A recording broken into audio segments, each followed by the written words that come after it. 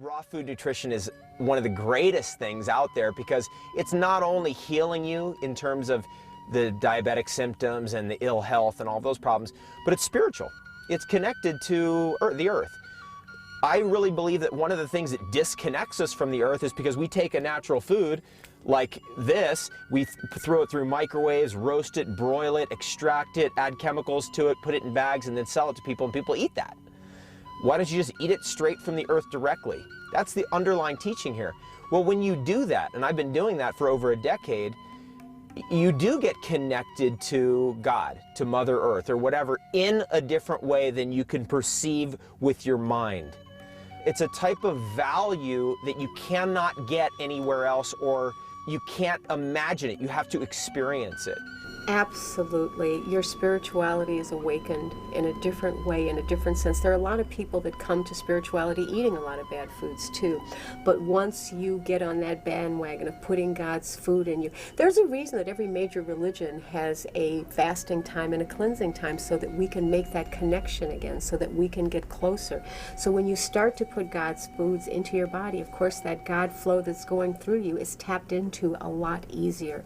And I know my own spiritual practice went up millions of degrees once my diet changed and I cleaned my body out. It made all the difference in the world.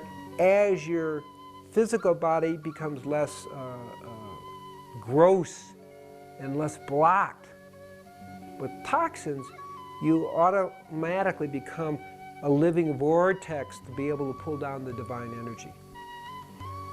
It puts you in touch with mankind in a different way. Your love, your heart is awakened in a different way when you're only putting God's food in and not the death and destruction of the other animals that we share the planet with. When you get out of that realm of death and destruction and eating raw living foods, I think it raises the vibrations of not only you, but everything around you. Everything is vibration. You know, everything is frequency. The food we eat, the thoughts we think, our intentions, our desires, it's all vibration. So beginning with food, I remember when I first became a vegetarian, it didn't have a lot to do with health. It had to do with that I didn't want a certain vibration in my body. I didn't want the vibration of a dead cow. I didn't want the vibration of a fearful chicken, or entering into my body. I wanted my body to be able to maintain a certain vibration and frequency that would match my prayer life and my meditation life. That our body shall be full of light. It's all interrelated. So the kind of food we eat and the vibration that it carries, how it was taken care of, the hormones and the chemicals that are pumped into it, the rancid soil that it's grown in, all of that is frequency and vibration that can, of course, invade the body temple, the cells of your body temple. They won't replicate properly. All of that allows for other kind of toxic chemicals to move through your body, which will of course affect your mood, affect your perception. Your perception then determines your experience in life. So all of that's interrelated.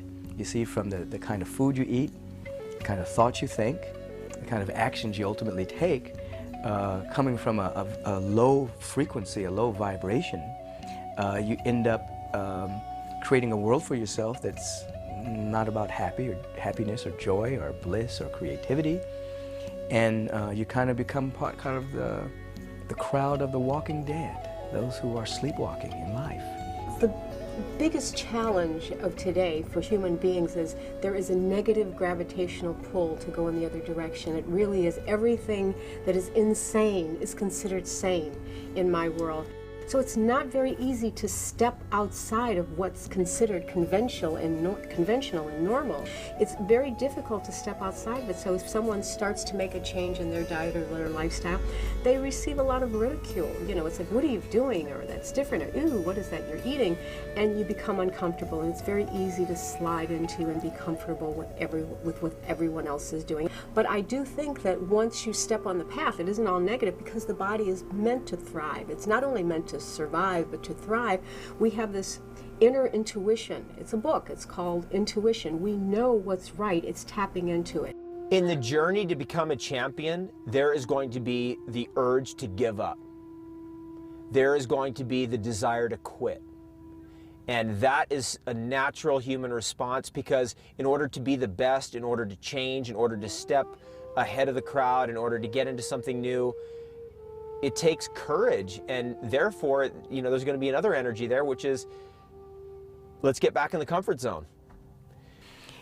Even people who have a strong spiritual practice, it is wise to monitor what goes inside of your mouth, because you end up using your spiritual practice to overcome the toxic energy that you place in your body temple.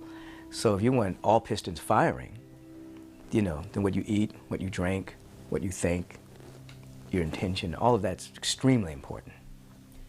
The opportunity for people that are struggling in life, that are having health issues, I want to encourage people to realize there aren't too many health issues that you really can't overcome. And your body has that God-given built-in remedial capabilities. All you have to do is understand that we have to live according to natural law. By living according to natural law, what you give up is going to free your body up to do what it was meant to do from the very beginning. So when I learned from Dean Stanley the fruitarian way of life, and also exercises, and mental work and spiritual work on a daily basis, basically start when you get up in the morning first. You've got to be like your own kind of policeman with your own thought process, because we're bombarded with negativity and anxiety problems. People are dying, and there's accidents, and there's wars, and there's rapes, and there's horrible things going on all the time. So you always have to make sure, as much as you can, to stay in a positive frame of mind. The glass is always half full, no matter what happens. And you have to pray, and you have to have faith in God and faith in yourself, and find your purpose in life. It happened for me when I turned 50. I just knew I was going to be a public speaker. And it's just interesting when when you make a decision and you make a commitment, how things flow into your life. Something inside has to light up, some level of inspiration, in order to keep people going. And I believe that inspiration is knowing that what awaits on the other side is something better than they could have ever even known. It's a long, difficult road, but I do think that we are making inroads into it. There is an awareness. There are people waking up. It's about waking up. People are walking around asleep on our planet. They're not paying attention. You hear little buzzwords of what's going on with the environment, but what are we doing in our lives specifically to make those changes? We aren't working with the whole picture enough, but I think the seeds are being planted. So mainstream people really need to get with this, because many of them are like sheep walking to slaughter. They're just in a haze. They think they've arrived on the planet to be consumers. They're addicted to the next mall, the next fast food restaurant, the next bigger and brighter hamburger or something. And they're killing themselves and setting themselves up to be leached on by the pharmaceutical companies till they die. And that's not why we're here. We're here to be creative expressions of the infinite. We are the stars looking back at themselves, with all of the power that's within us being used to conform to a sick society. And now we need to set ourselves free to heal, to allow the power to express, so that we can not only be the creative individuals that we're called to be, but to then build a world in which every boy and girl, man and woman has their basic needs met, so we can harvest everyone's gifts and talents and absolutely build heaven on earth.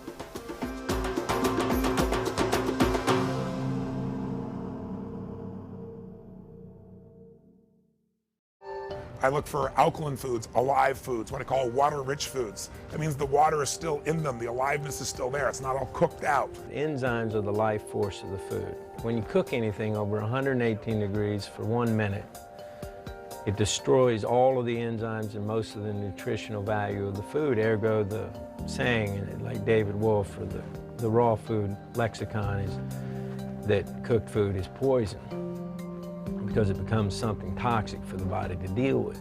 Microwave oven food is the worst. I mean, it is by far, our bodies do not recognize the structure of the proteins that the food is changed to. There's no digestive enzymes produced because you don't smell the food, you don't see the food. So cooked foods really take on a very destructive But they're also extremely acidic and extremely addictive. So once you start eating cooked foods, you want more and more and more. And to break the cycle, you really need to do a detox or a cleanse. It really is very beneficial in helping to break that cycle of craving the cooked foods. When you have the food in its raw condition, you have more nutrients present, you have more vitamin C, you have more minerals that are available, et cetera, et cetera, et cetera. To be in good health, we want to eat a diet that's higher in nutrients and lower in calories. That means you have to eat foods that are largely high nutrient, low calorie foods. Well, the foods that are highest in nutrients are green vegetables, tomatoes, berries, oranges, carrots, and you're going to get a diet higher in fiber, higher in high nutrients, higher in phytochemicals, right? It's automatically not going to be acid forming. It's going to take all those features that each fad diet looks at are all put together when you eat a diet that's very nutrient dense. What we've unveiled in our research is that there are 4 major components in raw living food that make them viable for healing and prevention of disease. First are hormones, second is oxygen, third is phytonutrients, and fourth is enzymes. Here we've coined the phrase hope.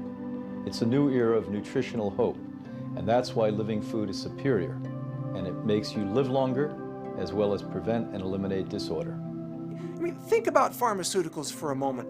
They are one isolated chemical extract, a synthesized chemical, usually something that never appears in nature and certainly doesn't appear in that concentration and in that isolation. Pharmaceuticals then become like poisons to the human body, and the side effects that you see are just the effects of the poison. But in nature, you never see a chemical isolated like that. In a plant, you might have hundreds of different phytochemicals. I mean, consider the natural medicines that are really in raw foods. These are the medicines synthesized by nature. They're like little plant-based pharmaceuticals, but they're built by Mother Nature, not by some pharmaceutical laboratory.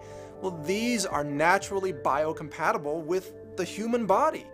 So when you take those in, you get healthy because the plant actually built those medicines to keep itself healthy. And they all work in concert. There's a synergistic healing effect of those nutrients. You don't get that from a drug, but you do get that when you eat raw foods or you drink a raw food smoothie. You get those hundreds of different nutrients working in concert to heal your body and to essentially activate that healing potential that's built into your body. Working with hundreds of thousands of people now, we've developed a quite keen understanding on what makes the anatomy of the body function and the immune system protect you. We've seen thousands, tens of thousands of people recover from catastrophic disease, and it primarily comes on a dietary level from a green food diet, with either the total elimination or short-term elimination of all fruits, and a lot of nutrition from sprouts. Sprouts are 10 to 30 times more nutritious than the best organic vegetable that you pick, wash, and eat. An average sprout like clover is 10 times more nutritious. Something like wheatgrass or sunflower greens, 30 times more nutritious.